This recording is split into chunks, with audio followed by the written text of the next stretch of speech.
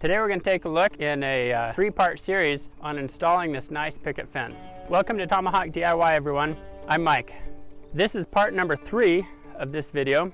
I'm going to show how to install the rails and the pickets. A lot of the principles in this video will apply to larger fences, although you may have some different post sizes and a few different details. Now you probably notice I'm wearing a different shirt than I usually do. It says, "By the grace of God." And if you haven't heard of this story, you've got to go check out the YouTube channel Pleasant Green. I just returned from the most amazing, eye-opening, terrifying, and inspiring trip ever. So now we're going to measure from post to post to get the lengths of each post. We're at 53.5, and you can see we've written 56.5 here on the post.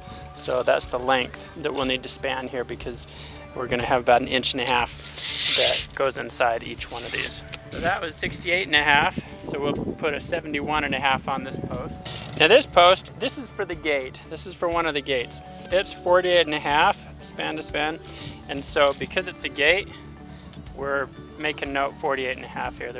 You'll notice there's no openings to put the cross beams. This is going to be our hinge post actually. So make sure you get the gate measured correctly. Don't oversize that.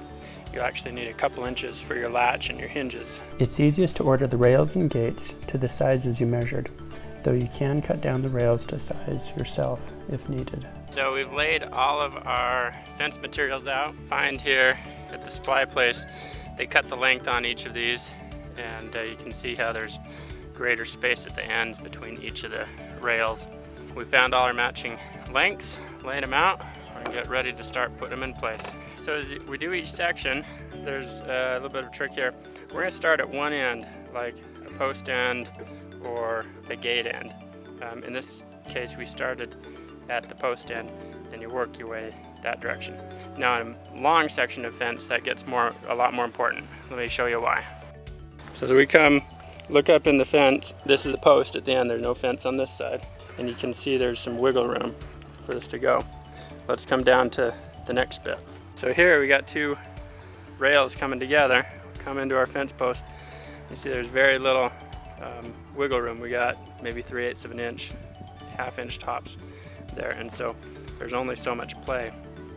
And that comes in, that's important because as you put the rail in, you're going to want to put this end first, since there's not much room for it to slide, and at the next post down, and that leaves so that at the next post down here, there's enough room to get it in. We've got plenty of play. To help secure these when all said and done, there'll be a screw that goes in. Now at this one where they come together, there's a couple things going on. One, we're not quite at a straight 90-degree angle. And then two, we gotta adjust our rail a little bit. We come in here, we've actually just taken a Sawzall and cut off the end of the rail just enough so that it'll fit in there. And see where they have a conflict. The other trick at an end here, in this case where we weren't at 90, is depending on this angle, we may actually have to take a router and route out a little more from this fence post in order to get the rail to slide in. This one was probably, I don't know, an 80-degree angle, maybe 75. We didn't have to do that, but if it got a lot tighter, you'd be doing routing out just the edge. If you didn't have a router, you could potentially file it a little bit. So let's go ahead and show you how to put a rail in. Made sure these are the correct length, so we've got an extra 3 inches, 1.5 inches going to each one. Get the bottom rail in first. We're going to put each of these slats in. Now with our slats in place, we're going to start lining them up so we can move the top rail in place.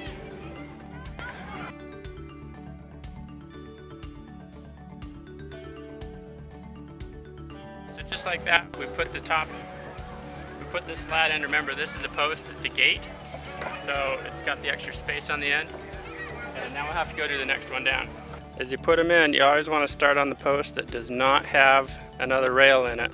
That'll make it so you don't push the last rail down. So we're going to put this in down here, make sure you got the right length, and then we can drop our slats in. So I got my 72-inch here to go in. I'm going to start by putting it at this end, because this is the end that doesn't have another fence in it. This one also happens to be my gate end. And we'll work our way back to the next fence down, to the next section down. So I got about halfway down. We'll get it slid in here. and then we'll keep working it down. This is where we're gonna route out the hole in the neighbor's fence post, which we got permission to get into. Now we've got a 2-inch gap from here to the top of our hole, and then from here down to the bottom, we got 46.5 inches, because that lines up with the other gate. So we'll scribe our lower one down here as well, mark it out. So one way I'm gonna check that I've got the right mark down at the end is by looking down here, get my eye right level with this fence post, look down at the next fence post down, and just cutting right across top. My scribe mark at the far end should be just hitting the top of these two fences. So I'm drawing a visual line with my eye. Obviously you can use level, other things to help make it, but if you want a nice straight fence line, this is one trick. Look across the top of multiple fence posts, you'll know you're there. Cut a hole into the fence post so you can slide the rails in place. A router is the easiest way to do this. There we go, we'll check it, fits perfectly. We know we're good. So here's the router we're using.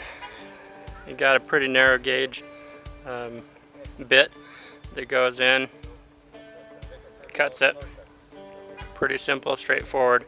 To secure the rails, we're using some screws. Nothing fancy, just a basic all-weather screw. And you're not putting them down all the way, leaving them up, you know, 1/2 inch or so. You also want to make sure there's still some play in the post so that wind blows and things bump the fence, it's not making it too rigid. So there's a trick here at this end post, right? We're dying into this tall existing fence. We can't get in that end to put a screw in place. So what we've done here, we've reduced the gap quite a bit where we put this screw in, so that there's only so much play that can occur here, and that's going to make sure this rail doesn't fall out on you. So we're putting a little bit of adhesive on the top and putting it back on. We make sure the adhesive's on the side here, so it's easy to take off if you ever need to by slipping a knife up right through there. The adhesive we're using is just a vinyl adhesive for vinyl fencing. Under the rails we need to put a little piece of vinyl, because it's kind of hard to get a video camera down there. I'm going to show you what's going on the upper rail. So we got our little piece of vinyl tab, vinyl square. Put a bit of the vinyl adhesive right on here, and we're just sticking it straight up under the rail like that. What that's going to do, that's going to keep the bottom rail from sliding back and forth. And if you ever have to work on the fence, it's really easy to pop that little tab off. There we have it. You saw how we installed the rails. Fairly easy. If you know what you're doing, get your rails and your pickets put in place. Thanks so much for Tomahawk DIY. Don't forget to go check out the Pleasant Green channel where I got this shirt and find out the story behind it. It's just an amazing story. Please like the video, subscribe, so you don't lose track of it as you work on your fence project.